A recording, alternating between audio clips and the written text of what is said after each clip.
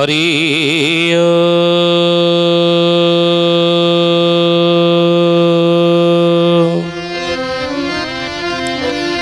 ओम भूर्भुवः स्वः तत्सवितुर्वरेण्यं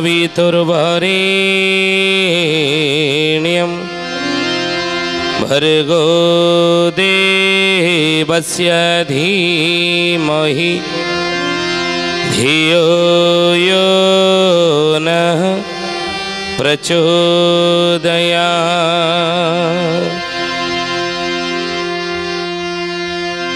महाब्रह्म निर्विकल्पं पूर्णानंद मयं हरि सर्वघटेज अच्युत तस्य पदे नमाम्यहम् तस्य पदे नमाम्यहम्। बोलिए महापुरुष अच्युतानंद जी की सुधी जनी ज्ञानी गुणी मंडली आज अध्याय आलोचना को आपण मानक स्वागत जनाऊँ। आज मालिका वचन आलोचन में आलोचना करने को जाऊँगी। पंच सखा माने तंगर मालिका शास्त्र रे विभिन्न समस्या संकट केमिति कलिजुगर लोक मैंने उद्धार पाइबे रक्षा पाइबे तापई विभिन्न प्रकार उपचार बा बाट बतई मालिका शास्त्र रे। महापुरुष अच्युतंगर एक मार्ग हेउछि कौन संकट उद्धार पाइबा ना श्री महामंत्र कवच। आम अतीत अभेद कवच कथा आलोचना करिछि। अच्युतंगर अभेद कवच ये अभेद कवच आपण प्राप्त करें तो अभेद कवचर महात्म्य महिमा होजी जिति प्रकार आपण को शत्रु जिति प्रकार आपण को क्षति घटाइवाई चाहूले भी से शत्रु आपणकर किसी क्षति करें यदि प्रत्यह महापुरुष अच्युतंगर अभेद कवच आपण पाठ करेंगे पाठ करुथि सकाल संध्यारे आपण पाठ करें। प्रथमे गायत्री महामंत्र 24 थर उच्चारण करेंगे महामृत्युंजय मंत्र 5 थर उच्चारण करेंगे तापरे आपण अभेद कवच शुद्धपूत भाव पाठ करेंगे अच्युतंगर। तो सही भली अभेद कवच महालक्ष्मी पंजर आम आलोचना करिचे किंतु पुनश्च महापुरुष कहते रे कलिजुगर मनीष आउरी गोटे रही उपाय संकट उद्धार पाइबे तार नाम है कौन महामंत्र कवच। ज्ञानी गुड़ी मंडली अच्युत लिखिले मालिकारे कहले सत्य रे करिले तपस्या जोग त्रेतयारे पुणी जे जाग यज्ञ त्रेतयारे पुणी जे जाग यज्ञ त्रेतयारे पुणी जे जाग यज्ञ। सत्य रे करिले तपस्या जोग सत्य जुग रे हे ज्ञानी गुणी मंडली साधु संत ऋषि मुनि माने तपस्वी विवेकी माने तपस्या करुथे नहीं संत माने महात्मा माने महापुरुष माने तपस्या करुथे भगवत कृपा लाभ करुथे तपस्या सिद्धि मिलूला आ तपस्या करी जो सिद्धि पाउले से सिद्धि बल समस्त समस्यार समाधान ही होता नहीं जिते जहाँ समस्या था ना कहीं समाजर जिते जिते समस्या सब लोकंर थी से तपस्यार सिद्धि पाइबा फल से तपस्यार पुण्य फल समस्त समस्यार से समाधान करदे मुक्तिर बाट देखा देते तपस्या द्वारा संत महात्मा मैंने तपस्या कर मुक्ति पाते आउ त्रेतयारे कले जे जाग यज्ञ तृतीया जुगरे जाग यज्ञ हूँ प्रधान यज्ञ करुले भगवत प्राप्त करी संसार भीतर स्त्री पिला छुआ धरी तेल लुण संसार भीतर सुखरे शांति आनंद चली भगवत प्राप्त करी जुनि जन्मर मुक्ति होगापाई हेले तृतीया जुगरे यज्ञ होम उपर प्रभु गुरुत्व देते साधु संत मैंने से यज्ञ करुले आउ द्वापरे लीला खेल पुणी मान कली जुगरे नाम संकीर्तन कली जुगरे नाम संकीर्तन कली जुगरे नाम संकीर्तन द्वापरे लीला खेल मान କଳି ଯୁଗରେ ନାମ ସଂକୀର୍ତ୍ତନ। ଦ୍ୱାପର ଯୁଗରେ ଭଗବାନଙ୍କ ସହିତ ଲୀଳା ଖେଳା କଲେ ଭକ୍ତମାନେ ନାଇଁ। ଦେବତାମାନେ ମଧ୍ୟ ଦ୍ୱାପର ଯୁଗରେ ଓହ୍ଲେଇ ପଳେଇ ଆସିଥିଲେ, ନର ମାନବ ରୂପ ଧାରଣ କରିଥିଲେ ଦ୍ୱାପର ଯୁଗରେ ନାଇଁ। ଗୋପୀ ଗୋପାଳୁଣୀ ହେଇକି ଥିଲେ ଦେବତାମାନେ, ଦେବତାମାନେ। ତେଣୁ ଲୀଳା ଖେଳା ଭଗବାନ କୃଷ୍ଣଙ୍କ ସହିତ ସେମାନେ କଲେ ନାଇଁ। ଆଉ କଳି ଯୁଗରେ ନାମ ସଂକୀର୍ତ୍ତନ। କଳି ଯୁଗରେ ପରିବାର ଭିତରେ ରହି, ସଂସାର ଭିତରେ ରହି, ସ୍ତ୍ରୀ ପିଲା ଛୁଆ ଧରି ତେଲରଣ ସଂସାର ଭିତରେ ସୁଖରେ ଶାନ୍ତିରେ ଆନନ୍ଦରେ ଚଳି ରେ କଳି ଯୁଗର ମଣିଷ ଯଦି ଭଗବତ ପ୍ରାପ୍ତ କରି ଜନ୍ମର ମୁକ୍ତି ପାଇବାକୁ ଚାହୁଁଛ ନା, ତେବେ ଅନେକ ବାଟ ରହିଛି, ଅନେକ ମାଧ୍ୟମ ରହିଛି। ଆଧ୍ୟାତ୍ମରେ ଧର୍ମରେ ଅନେକ ବାଟ ରହିଛି, କିନ୍ତୁ ସେ ସବୁ ବାଟ ଭିତରେ ସହଜ ସରଳ ବାଟ ଗୋଟେ ହେଉଛି କ'ଣ ନା କଳି ଯୁଗରେ ନାମ ସଂକୀର୍ତ୍ତନ। ପ୍ରଭୁ ନାମ ସଂକୀର୍ତ୍ତନ କର ନାଇଁ। ମୋହ ଠାରୁ ପୁଣି ଅବତାର ହେଲା ଯାଇ ନଦୀ ଆଠାବର, 3 ଗୋଟି ନାମ ଚୈତନ୍ୟ ବାଣ୍ଟିଲେ ଗୁପ୍ତ କଲେ ଆଉ 13। 3ଟି ନାମ ଚୈତନ୍ୟ ବାଣ୍ଟିଲେ କଳିଯୁଗର ଲୋକମାନଙ୍କୁ ଉଦ୍ଧାର କରିବା ପାଇଁ। କ'ଣ ହରେ ରାମ କୃଷ୍ଣ, କିନ୍ତୁ ନାମ ହେଉଛି କେତେ କଳିଯୁଗରେ? ପ୍ରଭୁ ନାମ ଦେବେ। କଳିକି ମହାମନ୍ତ୍ର କ'ଣ ନା ହରେ ରାମ କୃଷ୍ଣ ଶ୍ୟାମ ପରାରମା ରାମ ଦାମ ନନ୍ଦ କନ୍ଦ ଦିନ ଧର୍ମ ସାଧୁ ମଧୁ ନାମ ବ୍ରହ୍ମ। ଏହି 16 ନାମ 32 ଅକ୍ଷର, ଏହି 16 ନାମ 32 ଅକ୍ଷର। ସର୍ବେ କର ଭାଇ ଗଳାର ହାର, ଏହି 16 ନାମ 32 ଅକ୍ଷର। ତେଣୁ ଏ 16 ନାମ 32 ନାମ କେତେ ନା 16 ନାମ ନା ଆମେ କହନ୍ତି 16 ନାମ 32 ଅକ୍ଷର। ତେଣୁ ହରି ରାମ କୃଷ୍ଣ ଶ୍ୟାମ ପରାରମା କାମ ଦାମ ନନ୍ଦ କନ୍ଦ ଦିନ ଧର୍ମ ସାଧୁ ମଧୁ ନାମ ବ୍ରହ୍ମ। ଇଏ ହେଉଛି କଳିକି ମନ୍ତ୍ର। ପ୍ରଭୁ କଳିକି ଦେବେ, ଭକ୍ତମାନଙ୍କୁ ଦେବେ ଉଦ୍ଧାର ପାଇବା ପାଇଁ ସହଜ ସରଳ ବାଟ। ବୋଲିଏ ମହାପୁରୁଷ ଅଚ୍ୟୁତାନନ୍ଦ ଜି କି ଜୟ। ଜ୍ଞାନୀ ବଡ଼ି ମଣ୍ଡଳୀ, ଆମେ ଆଲୋଚନା କରୁଥିଲେ ଆଜିର ମାଳିକା ବଚନ ବିଷୟ କ'ଣ ନା ଅଚ୍ୟୁତ ମହାପୁରୁଷଙ୍କର ମହାମନ୍ତ୍ର କବଚ। ପ୍ରତ୍ୟହ ଯଦି ଆପଣ ପାଠ କରିବେ ଆପଣଙ୍କର ଉପକାର କ'ଣ ହେବ?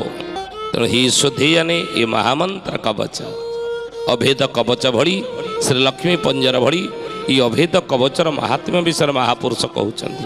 କହିଲେ ଭୂତ ପେତ ଆଦି ପିହୁଳା ଜ୍ୱର ମହାମାରୀ ଆଦି ହୁଇ ଦୂର, ମହାମାରୀ ଆଦି ହୁଇ ଦୂର, ମହାମାରୀ ଆଦି ହୁଇ ଦୂର। ଏ ମହାମନ୍ତ୍ର କବଚ ଯଦି ଆପଣ ଶ୍ରୀ ମହାମନ୍ତ୍ର କବଚ ଅଚ୍ୟୁତ ମହାପୁରୁଷଙ୍କର ଯଦି ପ୍ରତ୍ୟହ ପାଠ କରିବେ ନା, କେମିତି ପାଠ କରିବା ମନେ ରଖନ୍ତି କଥା। ଅନେକ ମୋତେ ପ୍ରଶ୍ନ ପଚାରିଥିଲେ, ଆଜ୍ଞା ଅଭେଦ କବଚ ପାଠର ବିଧିବିଧାନ? ମୁଁ କହିଲି ହଁ ବିଧିବିଧାନ ରହିଛି, କାହିଁକିନା ମହାପୁରୁଷ ଲେଖିଛନ୍ତି ବିଧିବିଧାନ ସହିତ ଆପଣ କରିବେ। ବୁଝିଲେ? ଗୁରୁଭକ୍ତି ଗୀତା, ଅଚ୍ୟୁତ ମହାପୁରୁଷଙ୍କର ଗୁରୁଭକ୍ତି ଗୀତା ସମସ୍ତ ସମସ୍ୟାର ସମାଧାନ, କିନ୍ତୁ ତାହାର ମଧ୍ୟ ବିଧିବିଧାନ ରହିଛି। ଯିଏ କି ସେମିତି ପଢ଼ିପାରିବ ନାହିଁ, କହନ୍ତି ଗୁରୁଭକ୍ତି ଗୀତା ପଢ଼ିଲେ ଯଦି ବିଧିବିଧାନ ସହିତ ଆପଣ ନ ପଢ଼ିଲେ ବହୁତ କ୍ଷତି ହେଇପାରେ। ତେଣୁ ସେଇଭଳି ଅଭେଦ କବଚ ଆପଣ ଯଦି ପାଠ କରିବେ, ଅଙ୍ଗନ୍ୟାସ କରିବେ, ବିଧି ଧୁଆ ପୋଷାକ ପିନ୍ଧିବେ, ଧୁଆ ପିନ୍ଧିଥିବେ, ସକାଳେ ଗାଧୋଇ ପାଧୋଇ ଧୁଆ ପିନ୍ଧିଥିବେ, ଠାକୁର ଘରକୁ ଯିବେ, ଜଳ କଳସ ଗୋଟେ ରଖିବେ, ଦୀପଟିଏ ଲଗେଇବେ, ଧୂପକାଠି ଲଗେଇବେ, ଫୁଲ ଚନ୍ଦନ ଠାକୁରଙ୍କ ଠାରେ ଦେବେ ଏବଂ ସେଇଠି ଆପଣ ଗୀତା ପଢ଼ନ୍ତୁ ଟିକେ। ତାପରେ ଆପଣ ଗାୟତ୍ରୀ ମନ୍ତ୍ର 24 ଥର ପାଠ କଲେ, ମହାମୃତ୍ୟୁଞ୍ଜୟ 5 ଥର ପାଠ କଲେ, ତାପରେ ଅଭେଦ କବଚ ଆପଣ ପଢ଼ିବେ ଅଙ୍ଗନ୍ୟାସ କରି। ତ ସେଇଭଳି ମହାମନ୍ତ୍ର କବଚ ଆପଣ ପାଠ କଲେ କ'ଣ କରିବେ ନା ସେଇଭଳି ଶୁଦ୍ଧପୂତ ହେବେ। ଗାଧୋଇ ପାଧୋଇ ସାରିଲା ପରେ ଧୁଆ ପୋଷାକ ପିନ୍ଧି ଠାକୁର ଘରେ ଜଳ କଳସ ରଖି ଧୂପ ଦୀପ ଜାଳି ଆପଣ ମହାମନ୍ତ୍ର କବଚ ପାଠ କରିବେ ଅଚ୍ୟୁତଙ୍କର। ଆଉ ଭୂତ ପେତ ଆଜି ପିହୁଳା ଜ୍ୱର କହନ୍ତି, ସେ ପିହୁଳା ଜ୍ୱର କୌଣସି ମେଡ଼ିସିନରେ ଭଲ ହେବନି। ସେ ଜ୍ୱର ଯାହାକୁ ହେଇଥିବ ସହଜେ ଭଲ ହୁଏନି, ବହୁତ ଦିନ ଲାଗି ରହେ ସେ ଜ୍ୱର। ତେଣୁ ଇଏ ଭୂତ ପେତ ଆଦି ପିହୁଳା ଜ୍ୱର, ଭୂତ ଲାଗିଛି କି ପେତ ଗ୍ରାସ କରିଛି, ଇଏ ହେବନି, ଇଏ ସବୁ ଘରେ ରହିବେ ନାହିଁ। ଆଉ ସେ ଜ୍ୱର ରହିବ ନାହିଁ। ମହାମାରୀ ଆଦି ହୁଇ ଦୂର, ବଡ଼ ବଡ଼ ମହାମାରୀ ଏଇ କରୋନା ମହାମାରୀ କିଛି ଦିନ ତଳେ ଗଲା ନୁହେଁ ପ୍ରଭାବ ଯାଇଛି କିନ୍ତୁ ଅଛି ବର୍ତ୍ତମାନ ସୁଦ୍ଧା ତା ପ୍ରଭାବ କମିଯାଇଛି। ତେଣୁ ମହାପୁରୁଷ କହିଲେ ସେଇ ବଡ଼ ବଡ଼ ମହାମାରୀ ଆଦି ସବୁ ସବୁ ଦୂର ହେଇଯିବ ପ୍ରତିଦିନ ଯଦି ଆପଣ ମହାମନ୍ତ୍ର କବଚ ପାଠ କରିବେ। ଆଉ କ'ଣ କହିଲେ ଯମକାଳ ଦଣ୍ଡ ନ ଆସେ କତି ଅପଦେବତାର ନ ରହେ ଭୀତି ଅପବେଦତାର ନ ରହେ ଭୀତି ଅପବେଦତାର ନ ରହେ ଭୀତି ଯମକାଳ ଦଣ୍ଡ ନ ଆସେ କତି ଯମଦଣ୍ଡ ଆସିବ ନାହିଁ ଅର୍ଥାତ୍ ନର୍କ ଯନ୍ତ୍ରଣା ଆପଣ ପାଇବେ ନାହିଁ ଯଦି ମହାମନ୍ତ୍ର କବଚ ପ୍ରତିଦିନ ପାଠ କରୁଥିବେ ସହଜେ ଅକାଳ ମୃତ୍ୟୁ ହେବନି। ତା ଅର୍ଥ କ'ଣ ଅକାଳ ମୃତ୍ୟୁ ଆପଣଙ୍କର ହେବନି। ରାସ୍ତାରେ ଯାଉଛି ଗାଡ଼ିରେ ଯାଉଛି ମୋଟରସାଇକେଲ ଯାଉଛି କି କାରରେ ଯାଉଛି କି ବସ୍ରେ ଯାଉଛି ଟ୍ରେନରେ ଯାଉଛି ସେ ଅକାଳ ମୃତ୍ୟୁରେ ମୃତ୍ୟୁବରଣ ହେବ ନାହିଁ ଅକାଳ ମୃତ୍ୟୁ ଆପଣଙ୍କର ହେବ ନାହିଁ। ମହାମନ୍ତ୍ର କବଚ ଯଦି ପାଠ କରିବେ ଅଭେଦ କବଚ ପାଠ କଲେ ଶତ୍ରୁ ଆପଣଙ୍କର କ୍ଷତି କରିପାରିବେ ନାହିଁ। ଆଉ ମହାମନ୍ତ୍ର କବଚ ପାଠ କଲେ ଆପଣଙ୍କୁ ଯାନବାହନ ଜନିତ ଦୁର୍ଘଟଣାରେ ମୃତ୍ୟୁ ହେବ ନାହିଁ ଯମକାଳ ଦଣ୍ଡ ଆସିବ ନାହିଁ ଅପବେଦ ତାର ନରେ ଅପବାଦ ଆପଣ ପାଇବେ ନାହିଁ ସମାଜରେ। ସେଭଳି ଅପବାଦ କିଏ ଆପଣଙ୍କୁ ଦେବ ନିନ୍ଦା କରିବ କେହି ଦେବେ ନାହିଁ ଯଦି ମହାମନ୍ତ୍ର କବଚ ଆପଣ ପାଠ କଲେ ବିଧିବିଧାନ ସହିତ। ଆଉ କ'ଣ ମିଳିବ ଉପକାର କ'ଣ ହେବ ନା 33 କୋଟି ଦେବତା ସମୂଳେ ମହାମନ୍ତ୍ର ଚିନ୍ତି ହୃଦ କମଳେ ମହାମନ୍ତ୍ର ଚିନ୍ତି ହୃଦ କମଳେ ମହାମନ୍ତ୍ର ଚିନ୍ତି ହୃଦ କମଳେ 33 କୋଟି ଦେବତା ସମୂଳେ ମହାମନ୍ତ୍ର ଚିନ୍ତି ହୃଦ କମଳେ 33 କୋଟି ଦେବତା ଏ ମହାମନ୍ତ୍ରକୁ ମଧ୍ୟ ଆରାଧନା କରନ୍ତି ହୃଦ କମଳରେ। ଆଉ ଆମେ ମଧ୍ୟ ଯେତେବେଳେ ମହାମନ୍ତ୍ର କବଚ ପାଠ କରିବା ମହାପୁରୁଷ ଅଚ୍ୟୁତଙ୍କର ସେତେବେଳେ 33 କୋଟି ଦେବତାଙ୍କୁ ସ୍ମରଣ କରିବା 33 କୋଟି ଦେବତାଙ୍କୁ ସ୍ମରଣ କରି ହୃଦୟ କମଳରେ ବସେଇବା ହୃଦୟ ରୂପକ କମଳରେ ଆମେ ତାଙ୍କୁ ବସେଇବା ଆଉ ମହାମନ୍ତ୍ର କବଚ ପାଠ କରିବା। ତାପରେ ମନବାଞ୍ଛା ନିଶେ ହୋଇବ ପୂର୍ଣ୍ଣ ରଙ୍କ ଦରିଦ୍ର ଯେ ପାଇବ ଧନ ରଙ୍କ ଦରିଦ୍ର ଯେ ପାଇବ ଧନ ରଙ୍କ ଦରିଦ୍ର ଯେ ପାଇବ ଧନ ମନବାଞ୍ଛା ନିଶେ ହୋଇବ ପୂର୍ଣ୍ଣ। ଅନେକଙ୍କର ବିଭିନ୍ନ ପ୍ରକାର ମନବାଞ୍ଛା ଆମର ସବୁ ଥାଏ ନୁହେଁ କାର ଝିଅ ଦିଟା ହେଇଛନ୍ତି ପୁଅ ହେଉନାହାନ୍ତି କାର ସନ୍ତାନ ସନ୍ତତି ମଧ୍ୟ ହେଉନାହାନ୍ତି ନିସନ୍ତାନ କିଏ ଅଛନ୍ତି ମନେ ରଖନ୍ତି କଥା ନିସନ୍ତାନ ଅଛନ୍ତି 10-12 ବର୍ଷ ହେଲାଣି ବାହାଘର ହେଲାଣି ପିଲା ଛୁଆ ହେଉନାହାନ୍ତି ସନ୍ତାନ ହେଉନାହାନ୍ତି କ'ଣ କରିବି ମହାମନ୍ତ୍ର କବଚ ବିଧିପୂର୍ବକ ଶୁଦ୍ଧଭୂତ ଭାବରେ ବିଶ୍ୱାସ ସହିତ ଆପଣ ଯଦି ପାଠ କରିବେ ନିଶ୍ଚିତ ହେବ। ଆଉ କ'ଣ କହିଲେ ନାମ ରଙ୍କ ଦରିଦ୍ର ଯେ ପାଇବ ଧନ ରଙ୍କ ଦରିଦ୍ରର ଦରିଦ୍ରତା ନିବାରଣ ହେଇଯିବ ମହାମନ୍ତ୍ର କବଚ ଯଦି ପାଠ କରୁଥିବେ ବୁଝିଲେ ଇଏ ବହୁ ପ୍ରମାଣିତ ପରୀକ୍ଷିତ ସହଜ ଛୋଟିଆ ଜିନିଷ ଇଏ ନୁହଁ। ମହାମନ୍ତ୍ର କବଚ କହନ୍ତିନି ମନ୍ତ୍ର ଚନ୍ତ୍ର ଯନ୍ତ୍ର ପରା ବିଭିନ୍ନ ବାଟରେ ଆପଣ ଭଗବାନଙ୍କୁ ସନ୍ତୁଷ୍ଟ କରିବେ ପ୍ରଭୁଙ୍କୁ ସନ୍ତୁଷ୍ଟ କରିବେ ମନ୍ତ୍ରରେ ଯନ୍ତ୍ରରେ ତନ୍ତ୍ରରେ। ତେଣୁ ହେ ଜ୍ଞାନୀ ଗୁଣୀ ମଣ୍ଡଳୀ ମହାପୁରୁଷ କହିଲେ ବାବୁରେ ମନବାଞ୍ଛା ପୂର୍ଣ୍ଣ ହେଇଯିବ ଦାରିଦ୍ରତା ନିବାରଣ ହେଇଯିବ କରଜ ଆପଣଙ୍କ ରହିବ ନାହିଁ କରଜ ନାଶ ହେଇଯିବ ବୁଝିଲେ କହନ୍ତିନି ଲୋନ୍ ମୋ ଉପରେ ବହୁତ ସେ ଲୋନ୍ ଯୋଗୁଁ ଆତ୍ମ ରହିବନି କହିଲେ ପୁଣି ଗ୍ରହ ମାନେ ଯେ ଆଡ଼ା ହୋଇଯିବେ ଯଶ କୀରତି ମାନ ସେ ହୋ ଦେବେ ଯଶ କୀରତି ମାନ ସେ ହୋ ଦେବେ ଯଶ କୀରତି ମାନ ସେ ହୋ ଦେବେ। ଆଉ କ'ଣ ଉପକାର ହେବ ମହାମନ୍ତ୍ର କବଚ ପ୍ରତିଦିନ ଯଦି ଶୁଦ୍ଧପୂତ ଭାବରେ ଆମେ ପାଠ କରିବା ବୋଲିଏ ମହାପୁରୁଷ ଅଚ୍ୟୁତାନନ୍ଦ ଜୀ କି ଆମେ ମହାମନ୍ତ୍ର ସିନା ଉଚ୍ଚାରଣ କରୁଛେ ହରେ କୃଷ୍ଣ କୃଷ୍ଣ କୃଷ୍ଣ ହରେ ହରେ ହରେ ରାମ ରାମ ରାମ ହରେ ହରେ ମହାମନ୍ତ୍ର କିନ୍ତୁ ଏ ମହାମନ୍ତ୍ର ସିନା ପଢ଼ୁଛେ କୀର୍ତ୍ତନ କରୁଛେ କିନ୍ତୁ ଏ ମହାମନ୍ତ୍ର କବଚ ରହିଛି ସେ ଶ୍ରୀ ମହାମନ୍ତ୍ର କବଚ କ'ଣ ତା କେମିତି ପାଠ କରିବେ ଆପଣ ସଂଗ୍ରହ କରିବେ ସେ ପୁସ୍ତକଟି ସଂଗ୍ରହ କରିବେ ଅଚ୍ୟୁତ ଶରଣ ପଞ୍ଜର ଅଭେଦ କବଚ ଶରଣ ପଞ୍ଜର ସଂଗ୍ରହ କରନ୍ତୁ, ସେଇଥିରେ ରହିଛି। କିନ୍ତୁ ବିଧିବିଧାନ ଆପଣ ବିଧିବିଧାନ ସହିତ ଅନୁଭବୀ, ଯିଏ ଅନୁଭବୀ ସେଇଭଳି ତାର ମାର୍ଗଦର୍ଶନରେ ଯଦି ପାଠ କରିବେ ତାହେଲେ ଆପଣଙ୍କୁ ତତ୍କ୍ଷଣାତ୍ ଇଏ ଫଳ ଦେଇଦେବ। କହିଲେ ମହାପୁରୁଷ ଯେ ଗ୍ରହମାନେ ଯେ ଆଡ଼ ହୋଇଯିବେ, କହନ୍ତିନି ଆର ଗ୍ରହ ଶନି ଦଶା ପଡ଼ିଛି, ଆର ବୃହସ୍ପତି ଭଲ ନାହାନ୍ତି, ଆର ମଙ୍ଗଳ ରହିଛନ୍ତି ବୋଲି ସେଇଥିପାଇଁ ମଙ୍ଗଳ ଦୋଷ ରହିଛି, ବିବାହ ହେଉନାହିଁ। ତାର ବୁଦ୍ଧ ନିଚ ହେଇଯାଇଛନ୍ତି ବୋଲି ପାଠ ଭଲ ହେଉନାହିଁ, ବୁଦ୍ଧ ନିଚସ୍ଥ ହେଲେ ବିଦ୍ୟା ଠିକ୍ ସେ ହୁଏ ନାହିଁ। ତେଣୁ ଏ ଗ୍ରହମାନେ ଯଦି ହି ଜ୍ଞାନୀ ଗୁଡ଼ି ମଣ୍ଡଳୀ ଆହୁରି ମଧ୍ୟ କହନ୍ତିନି ବୃହସ୍ପତି ସହିତ ଯେତେବେଳେ ପାପ ଗ୍ରହ ଯୁକ୍ତ ହେବେ ରାହୁ କେତୁ ନାଇଁ, ସେତେବେଳେ ଏ ଗୁରୁ ଚଣ୍ଡାଳ ଦୋଷ ଭୋଗ ହେବ। ତେଣୁ ଏସବୁ ଗ୍ରହମାନେ ଯଦି ଆପଣଙ୍କୁ ଖରାପ ଫଳ ଦେଉଥିବେ, ତ୍ରିଗ୍ରହ ଅରିଷ୍ଟ ଯଦି କାହାର ଥିବ, ଦଶା ଗ୍ରହ ଦଶା ପଡ଼ିଥିବ, ଇଏ ସବୁ ଯାକ ମହାପୁରୁଷ କହିଲେ ଗ୍ରହମାନେ ଯେ ଆଡ଼ ହୋଇଯିବେ।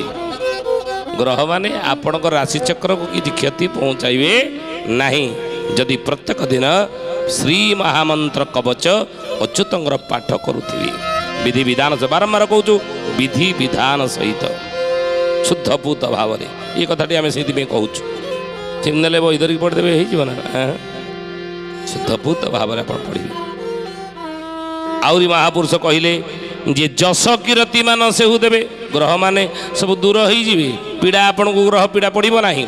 ଆଉ ଆପଣଙ୍କୁ ଯେଉଁ ଗ୍ରହମାନେ ଆପଣଙ୍କର କ'ଣ ନା ଯଶ କୀର୍ତ୍ତି ପଦ ପ୍ରତିଷ୍ଠାକୁ ହାନି କରାଇବାର ଥିବ, କିନ୍ତୁ ଆପଣଙ୍କୁ ସେ ଶୁଭ ଫଳ ଦେବେ। ମନେ ରଖନ୍ତୁ ଏ କଥା, ଗ୍ରହମାନେ ଆପଣଙ୍କୁ ଶୁଭ ଫଳ ଦେବେ, ଯାହାଫଳରେ କି ଆପଣଙ୍କର ଯଶ କୀର୍ତ୍ତି ସଂସାରରେ ବଢ଼ିଯିବ। ସାଧାରଣ ମଣିଷ ହିଁ ରହିବେନି, ଯଶ କୀର୍ତ୍ତି ବଢ଼ିବ, ଲୋକମାନେ ପସନ୍ଦ କରିବେ, ସମ୍ମାନ କରିବେ, ରାଜ ସମ୍ମାନ ପାଇବେ, ଜନ ସମ୍ମାନ ଆମେ ପାଇବା। ଆହୁରି କ'ଣ ମିଳିବ ନା ଧନ ଧାନ୍ୟ ମାନ ସକଳ ପାଇ, ଦରିଦ୍ର ଦୋଷ ଜୀବ ଦୂର ହୋଇ, ଦରିଦ୍ର ଦୋଷ ଜୀବ ଦୂର ହୋଇ, ଦରିଦ୍ର ଦୋଷ ଜୀବ ଦୂର ହୋଇ। ଧନ ଧାନ୍ୟ ମାନ ସକଳ ପାଇ, ଧନ ବିଭିନ୍ନ ବାଟରେ ବିଭିନ୍ନ ଜାଗାରୁ ଅଚାନକ ଆସି ପହଞ୍ଚିବ, ତା ମାନେ କ'ଣ ବଡ଼ ଆବଶ୍ୟକତା ପୂରଣ ହେବ। କ'ଣ କରିବା, ଝିଅ ବାହାଘରଟା ମାସ ରହିଲା, ପାଖରେ କାଣି କଉଡ଼ିଟେ ନାହିଁ, କେମିତି ହେବ ଝିଅ ବାହାଘର? ହେଇଯିବ। କୁଆଡ଼ୁ କେଉଁ ବାଟରେ ଆପଣଙ୍କ ପାଖରେ ପଇସା ଆସି ପହଞ୍ଚିଯିବ, ଧନ ଆସି ପହଞ୍ଚିଯିବ, ସବୁ ଆବଶ୍ୟକ ସାମଗ୍ରୀ ଝିଅ ବାହାଘର ପାଇଁ ଯାହା ଦରକାର ସବୁ ଆସିକି ପହଞ୍ଚିଯିବ ଯଦି ଆପଣ ପ୍ରତ୍ୟେକ ଦିନ ଶ୍ରୀ ମହାମନ୍ତ୍ର କବଚ ଅଚ୍ୟୁତଙ୍କର ବିଧିବିଧାନ ସହିତ ପାଠ କରୁଥିବେ ଶୁଦ୍ଧପୂତ ଭାବରେ। ଆଉ ଦରିଦ୍ର ଦୋଷ ଜୀବ ଦୂର ହୋଇ, ଦରିଦ୍ରତା ନାଶ ହେଇଯିବ, ଦରିଦ୍ର ରହିବ ନାହିଁ ଆପଣଙ୍କ ପାଖରେ, ଦରିଦ୍ର ବୁଝିଲେ, ସବୁବେଳେ ଆପଣଙ୍କ ପାଖରେ ପଇସା ରହିବ, ମନେ ରଖନ୍ତୁ କଥା, ବୁଝିଲେ। ଆଉ କ'ଣ ଲାଭ ମିଳିବ ନା ଯାହାର ମନରେ ଯେ ବଳି ଭାବ, ମନ କଳ୍ପନାରେ ଫଳ ପାଇବ, ଆଉ ମନ କଳ୍ପନାରେ ଫଳ ପାଇବ, ମନ କଳ୍ପନାରେ ଫଳ ପାଇବ। ଯାହାର ମନରେ ଯେଭଳି ଭାବ ଆଉ ମନ କଳ୍ପନାରେ ଫଳ ପାଇବ, ଯିଏ ଯେଉଁଭଳି ଭାବରେ ଏ ଶ୍ରୀ ମହାମନ୍ତ୍ର କବଚ ପାଠ କରିବ, ଯେଉଁ ଅର୍ଥ ଯେଉଁ କାମନା ନେଇ ଯେଉଁ ଭାବରେ ଯେଉଁ ଯେତିକି ବିଶ୍ୱାସରେ, ଯାହାର ଯେତିକି ବିଶ୍ୱାସ ଥିବ, ଯେଉଁଭଳି ଭାବନା ଥିବ, ଯାତୃଷୀ ଭାବନା ଯସ୍ୟ, ଯାହାର ଭାବନା ଯେମିତି ସେଇ ଭାବ ସହିତ ସିଏ ପାଠ କଲେ ସେଇଭଳି ଫଳ ତାକୁ ମିଳିବ। ଆଉ ମନ କଳ୍ପନାରେ ଫଳ ପାଇବ, ମନରେ କଳ୍ପନା ଯାହା ଆସିବ ସେଇ ଅନୁସାରେ ଫଳ ମିଳିବ ଆପଣଙ୍କୁ।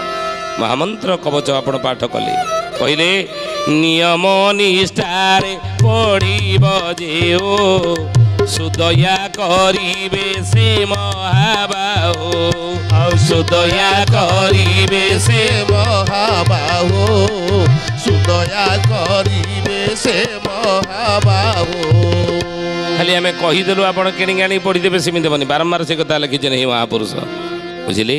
କହିଲେ ନିୟମ ନିଷ୍ଠାରେ ପଢ଼ିବ, ଯେଉଁ ନିୟମରେ ଆପଣ ପଢ଼ିବେ, ନିଷ୍ଠାରେ ପଢ଼ିବେ, କାହିଁକିନା ଅପାତ୍ରରେ ଆମେ ମହାମନ୍ତ୍ର କବଚ ଜଣକୁ ପାଠ କରିବା ପାଇଁ କହିବା, ଅପାତ୍ର ସିଏ ହେଇଥିବ, ଚାର କିଛି ନଥିବ, ଶୁଦ୍ଧପୂତ ହେଇନଥିବ, ଗାଧେଇ ନଥିବ, ସେମିତି ପାଠ କରିଦେବେ, ରାସ୍ତାରେ ଯାଉଛେ ପଢ଼ି ହେବନି, ତେଣୁ ମହାପୁରୁଷ କହିଲେ ନିୟମରେ ନିଷ୍ଠା ତାର କି ନିୟମ ରହିଛି ସେ ବହିରେ ଲେଖା ଅଛି।